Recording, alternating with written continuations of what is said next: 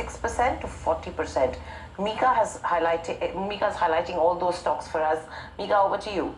Yeah. We're basing this analysis on mainly three criteria. So one, it should be a Nifty 500 company. Second, it should have an analyst coverage of about 15, and the stock should have no sell calls. So based on this, the top 5 stocks that had the highest upside and no sell calls, you have a KEI industry, a return potential of 57.6%, delivery, a return potential of 56.7%, PNC Infra at 40%, DLF at 34%, and Adani Ports at 31%. All of these counters have no sell calls, extensive buy calls. Some have a hold call ranging from 3 to 6, and then you have Adani Ports that has zero hold calls. In terms of, there are other stocks with zero sell calls and a 20 to 30% upside. You have counters like Birla Corporation, Karur Vyasya Bank, Sona BLW, Varun Beverages, Max Financial Services, Kalpatru Projects, SBI Life. Even with counters with a 5 to 20% upside but zero sell calls on the counter, you have something like an Axis Bank, HDFC Life,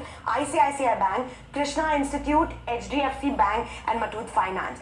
When you talk about, the overall analysis here, 228 stocks with an analyst coverage above 15. Out of these, only 18 stocks, which is what I mentioned, had no sell calls and the return potential ranging from 6% to almost 60%. Lastly, when you talk about the top 5 stocks with the highest upside, up first, you have something like a KEI Industries. Our analysts like the healthy order book with strong execution record. They also have a robust demand scenario coming from both public as well as private capex. For something like a delivery, it has underperformed versus its peers, but the company remains stiff in terms of competition to peers. There's no major capex, which allows the company to now focus on its profitability, and it's given positive guidance in terms of its recovery in terms of profits. Then you have a PNC Infra. There's the potential asset monetization that is supposed to happen in the company, which is a positive, and they're also expanding growth opportunities via diversifying into other segments rather than their core segment. Then you have something like a DLF. They have a rich land bank as with a strong saleable area as well as gross development value, and they have improving net cash and margin